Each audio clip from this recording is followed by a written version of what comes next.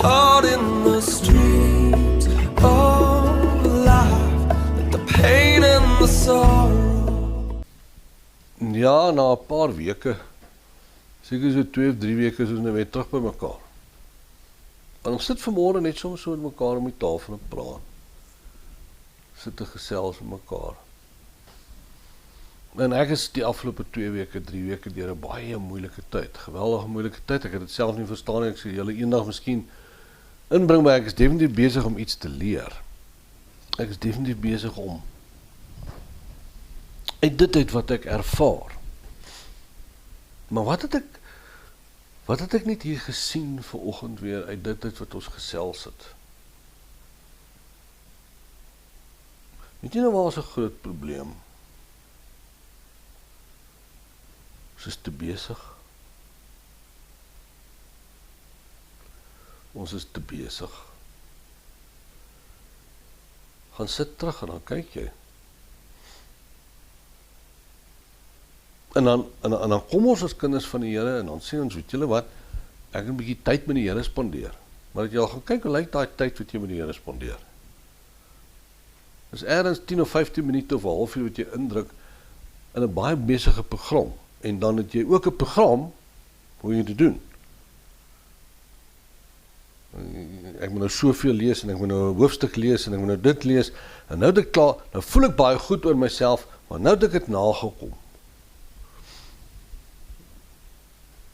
Dink 'n bietjie daaroor. Want waaroor gaan dit? Die blokkades in ons gebed. Blokkades in ons gebed. Nou hier moet ons baie versigtig wees. Want jy sien, ons bid, en ons kom by mekaar, en ons gesels, en ons bid nog, en dan werk dit nie eintlik nie. En dan bring ons nog 10 by. En dan moet ons bid. Maar weet julle wat? Dis nie waaroor dit gaan nie. Want die vraag is, wat blokkeer die gebed? Nee, maar ons het nou sonde en God wil ons nie hoor nie en weet jy wat, God luister nie na ons gebede oor hierdie goed nie. Glad nie hoor. Glad nie, dis nie waaroor dit gaan nie.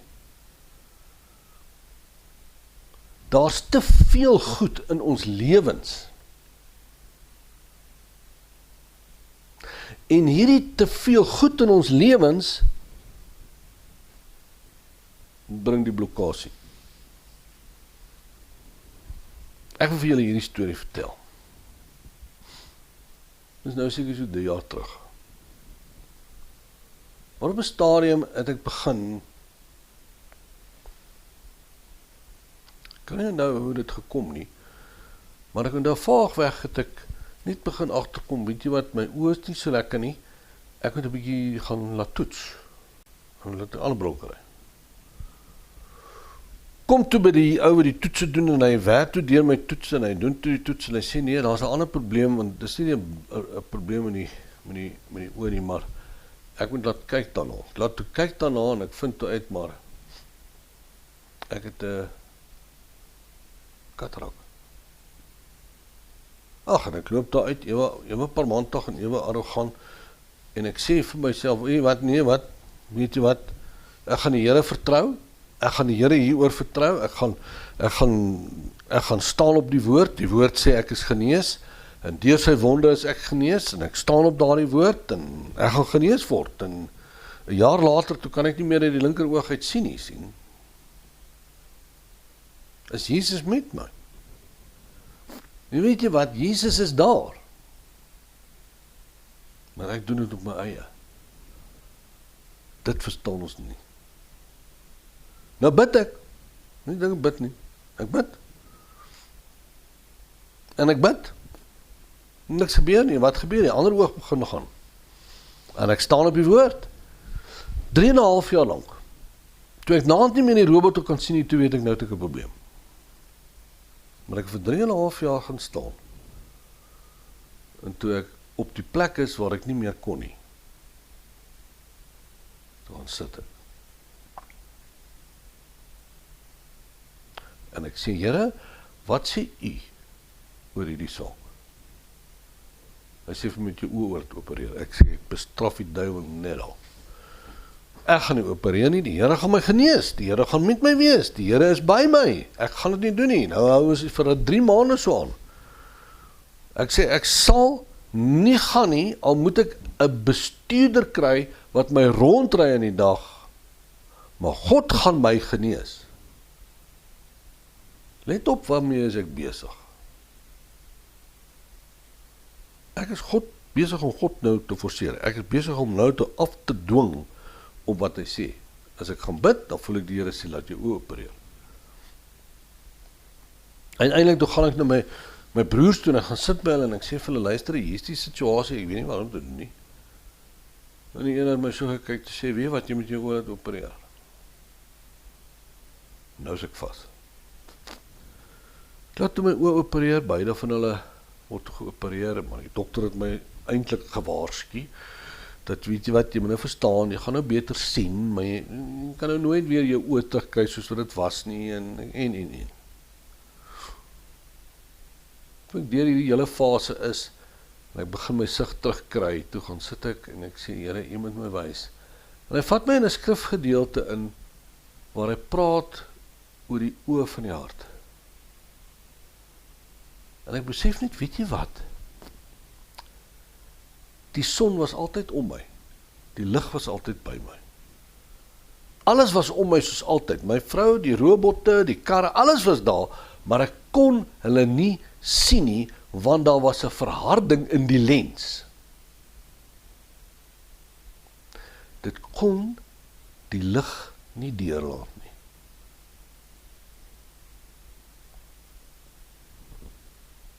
Verstaan wat ek jou wil leer. As daar 'n verharding in jou hart is, kan die lig van God nie deurkom nie. Dan doen jy alles op jou eie. Maar jy staan op die woord. Maar jy staan by God. Jesus is daar. Ek erken hom in my lewe. Ek bid en ek het elke oggend stilte tyd. Maar is hy met my? Jy sien, is hy in dit waarmee ek besig is, of is hy nie in dit nie? Nou kom ek vanmôre en ek sê vir jou, wat is die groot probleem? Daar's aspekte in ons lewens wat die verharding van ons harte meebring. En daar's verskillende klop goed. Weet jy wat, as die goeie Afrikaner is ons altyd net gerig op die sonde. Ek kan dit nie verstaan nie, maar okay. Maar daar's baie ander goed wat jou hart kan verhard. Eie sinnigheid is 'n baie goeie voorbeeld. Want dis hoe ek dit doen. Ek wil vir jou vra.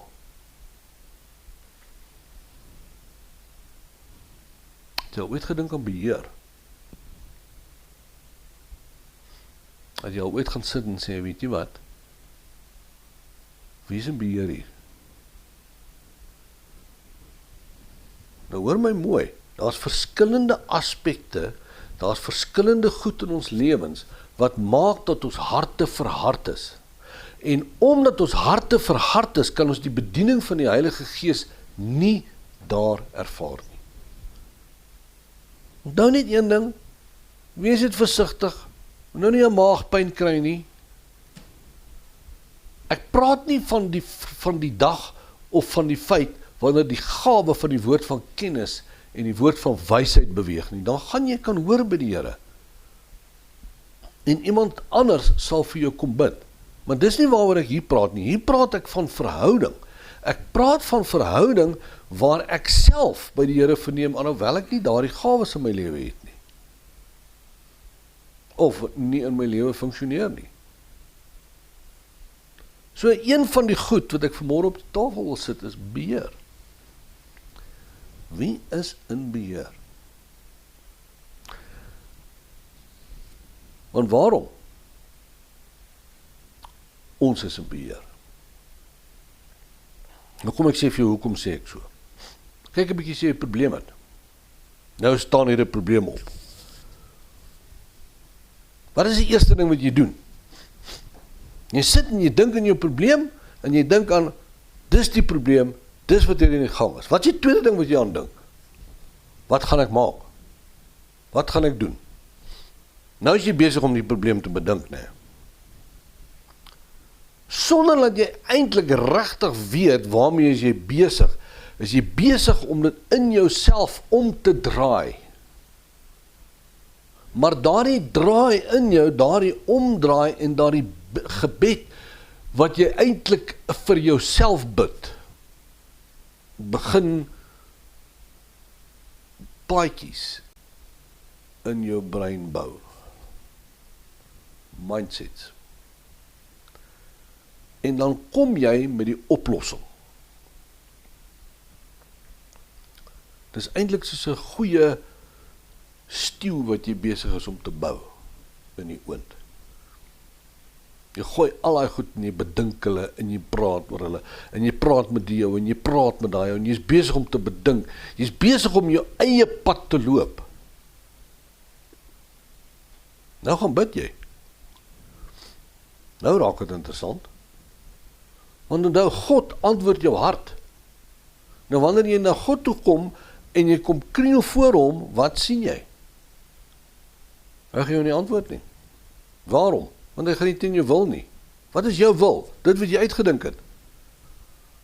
Want wat jy besig is om te doen, jy is besig om die oplossing vir jou probleem na hom toe te bring. En jy is besig om dit voor hom te stel.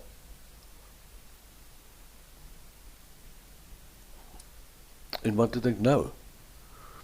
Dis my wil. Dis wat ek wil. Dis hoe ek het sien. En nou bly ek in beheer. Ons verwys daarna as die beginsel van lineariteit. Die beginsel van lineariteit. Wat is die beginsel van lineariteit? Ek het 'n probleem. Ek bedink my probleem. Ek bekommer my oor my probleem. Ek word 2 uur in die nag wakker oor my probleem. En ek is besig om hom te stuw. Dan kry ek die oplossing. Dan vat ek die oplossing na God toe, sodat God my oplossing vir my kan gee vir my probleem. En dan antwoord hy my nie. Hoe weet jy dat jy in lineariteit beweeg? Want jy is teleurgesteld. Jy begin nader die depressie aangaan. Waarom? Want die oplossings wat jy tafel toe bring vir jou probleem werk nie. Jy die een na die ander. Kan ek vir jou dit bietjie nader aan die huis bring? Baie van ons het 'n prentjie wat se geestelike wandel ek met God wil hê. En dis hoe dit moet lyk, en dis wat ek moet doen, en dis hoe, selfe ding, selfe beginsel van lineariteit. Ek het hierdie probleem in my wandel, ek wil 'n ander wandel voor die Here hê. Nou gaan ek na die Here toe, en ek bid hom om my hierdie ander wandel te gee. Jy gaan dit nie kry nie.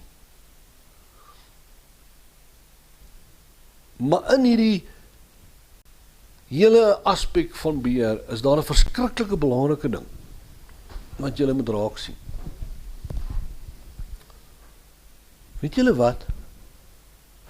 Omdat ons in beheer wil wees, leef ons die hele tyd in die toekoms. Jy moet mooi gaan kyk na jou eie lewe as jy stil word voor die Here.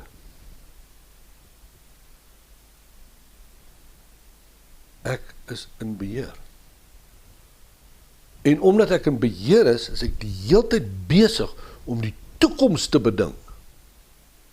En omdat ek die hele tyd besig is om die toekoms te bedink, is ek besig om in lineariteit te beweeg. God is nie in die toekoms nie. Ek wil vir julle 'n stuk gee wat in my lewe 'n geweldige verandering gemaak het. Geweldig. Kom uit hierdie boekie uit van die shack. Nou, moenie nou afsit nie, moenie wegloop nie, moenie sê dis nie vir my nie. Wow, kalm. Het is baie snaaks oorgedra en snaaks oorgebring. Ek verstaan. Daar is vir my wonderlike lesse in dit wat ek gelees het. Ek het nou al die fliek 2 keer gesien. Maar ek wil met julle praat oor die geval toe hulle met mekaar oor die water wou loop. Nou, die boek gaan oor hierdie man wat 'n hele naweek by die God drie eenheid kuier in hierdie shack. Maar wat ek vir julle wil sê is, kyk na die gedeelte, of as julle die boek het, gaan kyk net weer hier van bladsy 141 af. Dis 'n gesprek tussen Jesus en hierdie ou, Mac, sy naam is Mac, waar hulle oor die water wil loop.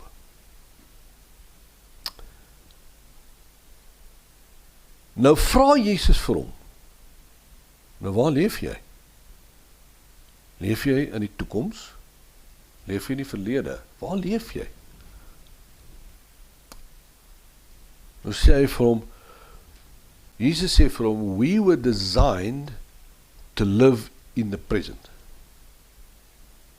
Jy was nie gemaak om anders te leef nie.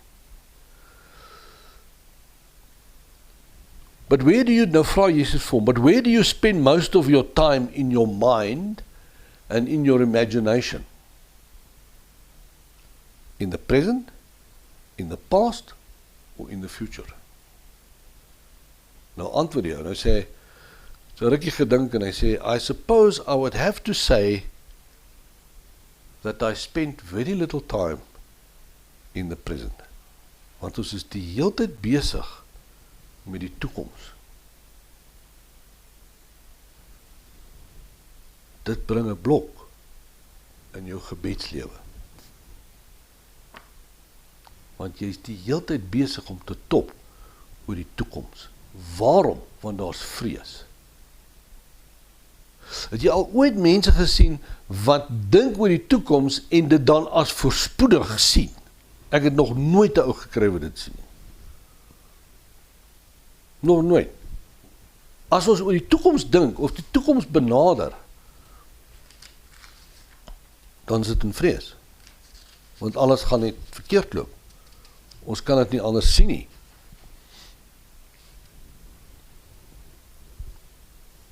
Laat jy dit toe om in jou lewe gestalte te kry. Laat jy dit toe dat hierdie ding in jou lewe al groter en al groter word, dan word die blokkasie in jou lewe ook al groter en groter. Nou ek gaan vra dat Renay vir ons hierdie gebed op die webtuiste sal sit. Dis 'n gebed wat ek gekry het. Dit kom van 'n ou Vader Dolinde al wat dit gebid het oor die oorgawe. Dis is seker een van die mooiste gebedsgesprekke wat ek in my lewe gelees het. Waar Jesus langs 'n persoon staan en hierdie ou is besig om te bid en die Here sê vir hom, waarom is jy so bekommerd oor alles waarmee jy besig is? Waarom gee jy dit nie vir my nie? En uit die Dolinde gebed begin ek besef, maar weet jy wat? Ons moet oorgee aan die Here. Die enigste antwoord om los te kom van die wet van lineariteit. Die enigste antwoord om los te kom van die katarakke in ons gebedslewe is om oor te gee. Het jy dit al probeer? Onmoontlik. Dan waarom? Môreoggend as ek opstaan en ek gaan bid, dan is ek net so depressed as wat ek was die vorige oggend, en dan besef ek is besig om in lineariteit te beweeg, want ek doen dieselfde ding oor en oor en ek kry dieselfde resultaat. Hoe dom kan jy wees en asemhaal?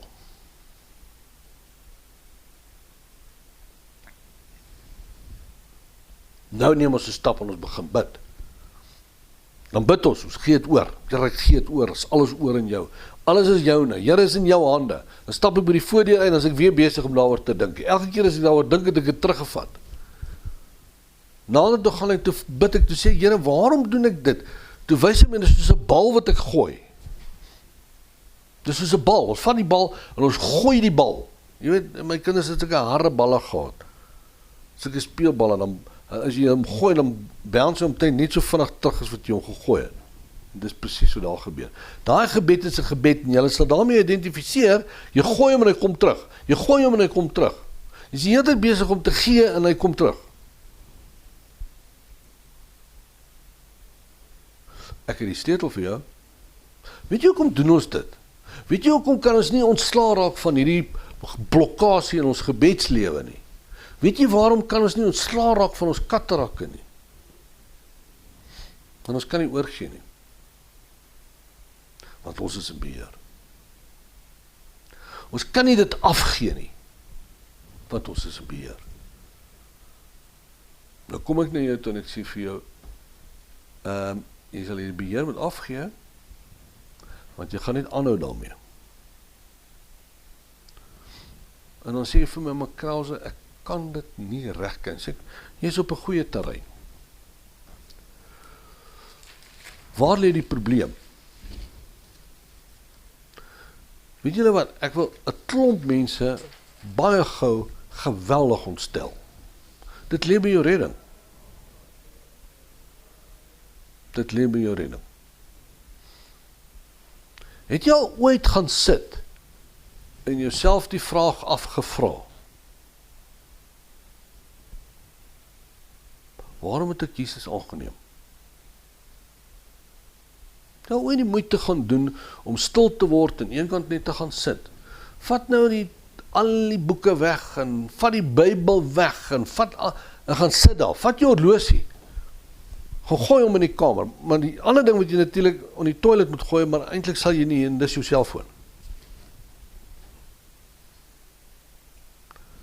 En gaan sit net alleen by hom en word stil. En sê, Here, waarom dien ek U? Ek aanvaar, ek is besig om met mense te praat wat reeds wedergebore is. Ek aanvaar as mense wat reeds tot redding gekom het. Ek praat nie met ander mense nie. Ek praat met jou wat klaar Jesus aangeneem het, maar jy sukkel om in jou volle erfenis in te kom, want hy is nie sentraal in jou lewe nie. Hoe kan jy dit vir my sê? Ek is elke Sondag in die kerk. Ek wil vir jou vra, waarom dien jy hom? Wat soek jy dan Sondag in die kerk? Ek wil hê dat julle oor hierdie vraag van my mooi bedink. En wees gereed om 'n antwoord te hê as ek terugkom na julle toe. Geniet die week. Ons praat weer. Oh, we're thirsty, and oh, are we? Come to the fountain, dip your heart in the streams of life, let the pain and the sorrow